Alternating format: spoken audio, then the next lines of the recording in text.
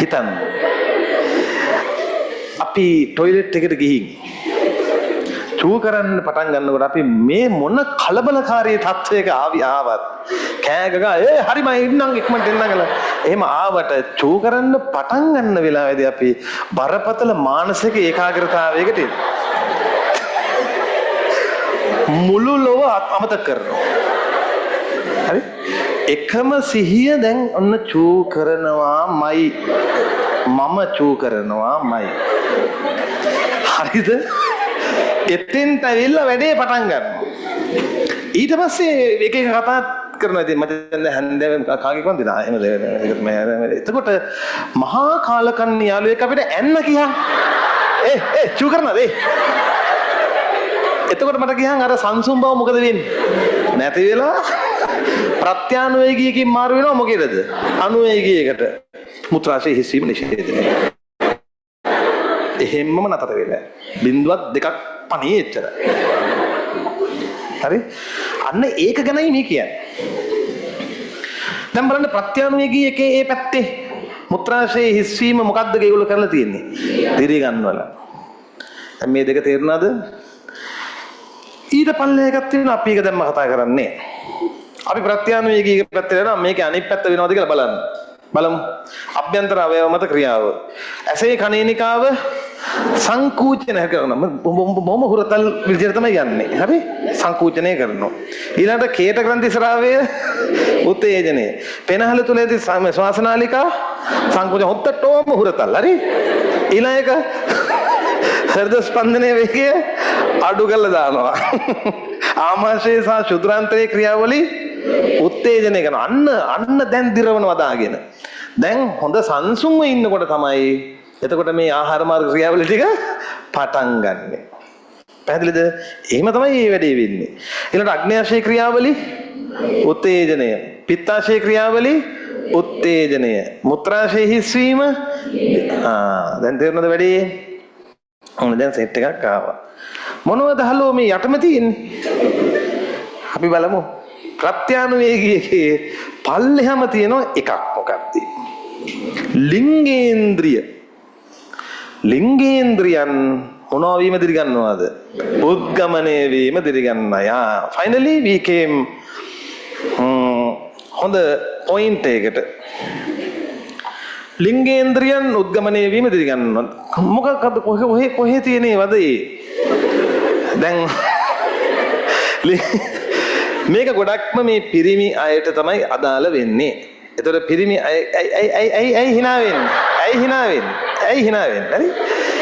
මේ ලිංගේන්ද්‍රයන් උද්ගමනය වෙනවා කියන අපි හිතමු ශිෂ්ණයේ ප්‍රාණවත් වීම ගැනයි මේ කතාව. හරි? දන්නවද? එහා කිකාදියාගේ බලන්න එපා. දන්නවා කියලා මං හිතනවා. ශිෂ්ණයේ ප්‍රාණවත් වීම ගැනයි මේ කතාව. එතකොට ශිෂ්ණයේ ප්‍රාණවත් වන්නේ එහෙනම් කලබලකාරී තත්ත්වවලද සංසුන් තත්ත්වවලද? කොටිම ගොත් අනුවේගීද ප්‍රත්‍යානුවේගීද? ප්‍රත්‍යානුවේගී.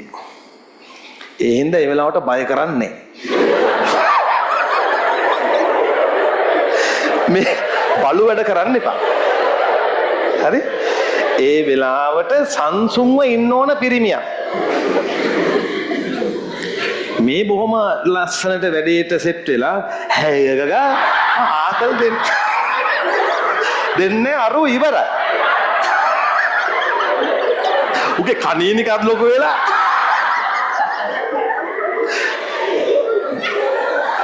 හරි? ඒ හින්දා බය වුණොත් දැන් මේක තමයි සමහර පිරිමියයට තියෙන සමහර ගැටලුවක්. සමහර අය ලිංගික ක්‍රියාවලියේදී දැන් මෙහෙමනේ. දැන් මේවා ඔන්ලයින් යනවා. ලයිව් ගියාම මේ රටේ ඉන්නවා අඩුවෙන් ඉගෙන ගත්තු. එක්ක ඉගෙන ගන්න බැරි. එක්ක මොලේ ඇති නමුත් එතන නැති. මෝඩ මීහරක්. ඒ හරක්ට පේන්නේ මෙන්න මුතුකල කුණහරප කියනවා. කුණහරප කියනවා නෙමෙයි යකෝ මේකේ තියෙනවා පල්ලෙහා ඕක. එතකොට ඒක මම කියලා දෙනද කවුද කියලා තින්නේ? අනිත් එක මම ශිෂ්ණේ නොකිය රොකට් එක කියන්නේ.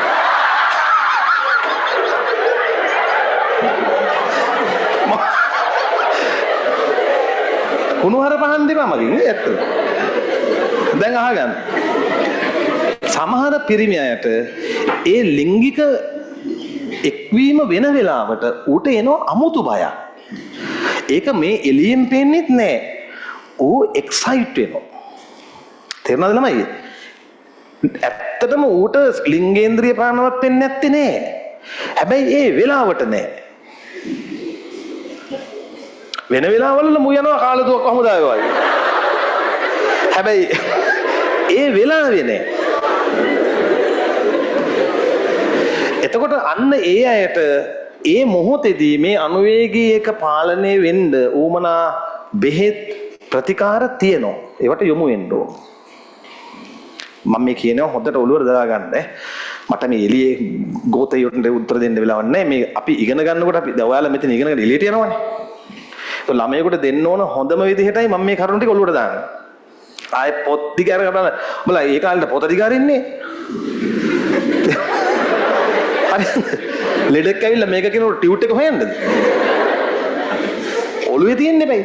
එතකොට ඒක ඒ මොහොතේදී මේක තියෙනවා මේක තියෙනවා බයද දන්නේ නැහැ ඒක තියෙනවද? ඒක බි ඇවිල්ලා මේව ගම යකින්න වගේ ඉතින් බය වේදනවා.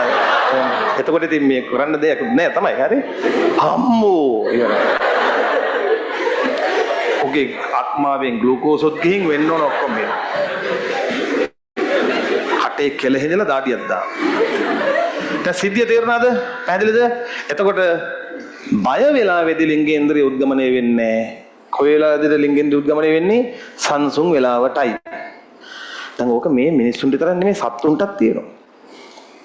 සත්තු පවා ලිංගික චර්යාවකට කලින් පොඩි රිලැක්සේෂන් එකක් දෙනවා. රිලැක්ස් පීරියඩ් එකකට එනවා. දැන් බලන්න බල්ලා. හරිද?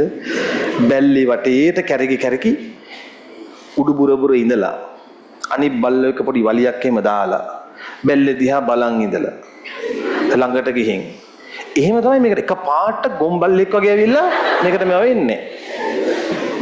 දැන් බලන්න හරක්. ඇත්තම හරක් මේ සිද්ධියට කලින් එළදෙන ළඟට යනවා. ළඟ ඉන්නවා. නිකන් නාවට තනකොළ කනවා වගේ පෙන්නනවා. ඇඟේ ගෑවෙනවා. හරිද? ඊට පස්සේ මේ හොම්බෙන් ඒ එළදෙනගේ හොම්බ පොඩ්ඩක් ඔහොම පොඩි ටච් එකක් දානවා. මේ ඔක්කොම කියන්නේ අපි කියනවා ලව් මේකින් කියලා. මේ ඔක්කොම වෙන්නේ මොන පද්ධතිය ගන්නද? ප්‍රත්‍යානුවේගී ගන්න. ඒ මාර දෙයක්. දැන් උන් පවා මේ ස්වයං සාධක ස්නායු පද්ධතිය ගැන යම් දැනුමක් තියෙනවා. එතකොට මේක තේරුණාද වැඩි? තේජනය. දැන් ඔන්න චූ කරන්න ඕන වුණාම සංසුන් වෙන්න ඕන. දුවද එහෙම නෙමෙයි. මුත්‍රාශේ හිස්සීම දිරිගන්වයි. දැන් අපි එනවා පල්ලෙහා මේකට. මොකද්ද මේ තියෙන්නේ? පල්ලෙහාම මොකද්ද තියෙන්නේ? ලිංගේන්ද්‍රියන්. හරි? උද්ගමනය වීම දිරිගන්වයි. දැන් මේ ලිංගේන්ද්‍රියන් උද්ගමනය වෙන වැඩිපුරම මේක පිරිමි පැත්තටනේ මේ බර වෙන්නේ. හරිද? නේ? දන්නේ වගේ ඉන්න එපා. දැන් මේක මේ තේරෙනවද? මොකක්ද නික කොහොම කරන්නේ? යකෝ මේක මේ හරි කතාවන්නේ මේක. ලිංගේන්ද්‍රයන් උද්ගමනය වෙන එක අපි පොඩ්ඩක් කතා කරමු. හරි? එතකොට දැන් ওই පිරිමියාගේ ශිෂ්ණයේ ප්‍රාණවත් වීම වගේ එකක්. හරි මේවට කෙටි වචන තියෙනවා මම ඒවා කියන්නේ. එතකොට ශිෂ්ණයේ ප්‍රාණවත් වෙනවා එකක්. මේ බය වෙලා ඉන්නකොට වෙයිද? වෙනවා?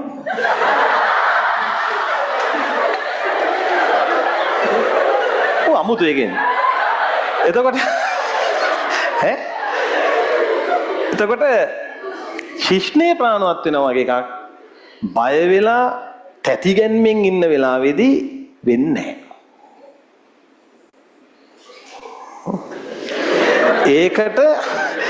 ඒකට සංසුම් බව වුණ. ඒක තමයි දැන් ඔය ඔයාලා ඉගෙන ගන්නකොට පශු වෛද්‍යම ගියාම මේක හොඳ මේකෙන් ඉගෙන ගත්තා ඒකේ. රීප්‍රොඩක්ටිව් සිස්ටම් එක කරද්දී ඒක තියෙනවා මේ එක සත්තුන්ගේ රීප්‍රොඩක්ෂන් බිහේවියර්ස්. හරිද? හැසිරීම. එතකොට එක ඒවා තියෙනවා හරි ජොලි ඉතින් ඉගෙන ගද්දී. හරිද? දැන් ඔය පූසෝ එහෙම තමන්ගේ භාර්යාවගේ බෙල්ල හපාගෙන තමයි මේ ලිංගික ක්‍රියාවේ නිරත වෙන්නේ. ඒ ගෑණි විඳින දුකක්. ඒක දැක්කම දුක හිතෙනවා හරි. දැන් සමහර සත්තු ඉන්නවා මට දැන් මතක නැහැ. ඒ ගෑණි හපා ගන්න අරුවගේ බෙල්ල. දැන් හරි පටන් ගන්න. හරි. අරුව මරබයෙන් වැඩේ සෙට් වෙලා යනවා යන්නේ. ඒ වගේ තියෙනවා. දැන් ඔය හරක් වගේ ඇත්තම හරක් වගේ ඒ ලිංගික ක්‍රියාවට එන්න කලින් පොඩ්ඩක් නිකන් ළඟට යනවා බලනවා ඇඟේ ගෑවෙනවා ඇත්තටම මං කියන්නේ මේ බෙල්ල පොඩ්ඩක් ගිහිලා අතුල්ලනවා ඒ සිද්ධි වලට අපි කියනවා ලව් මේකින් අයියෝ මෝට මේ අනුවේගී පද්ධතියද කොහොමද මේ වෙලෙත් ක්‍රියාත්මක වෙලා තියෙන්නේ දැන් ලව් මේකින් තමයි යන්නේ හරිද එතකොට දැන් ඒකදි වෙන්නේ ළමයි ඒ ලිංගික ක්‍රියාවට සූදානම් වෙනවා ඒ දෙන්න. දැන් ඒකදී ගොඩක් වෙලාවට සමහර වෙලාවට ඒ ගෑනු කෙනාගේ ස්ත්‍රී පාර්ශවයේ යෝනි මාර්ගය තෙත් වෙනවා. ශ්‍රාව ඇවිත් අදින්නුනේ. පුදුම උද්දෝගයක් මුඩ තියෙන.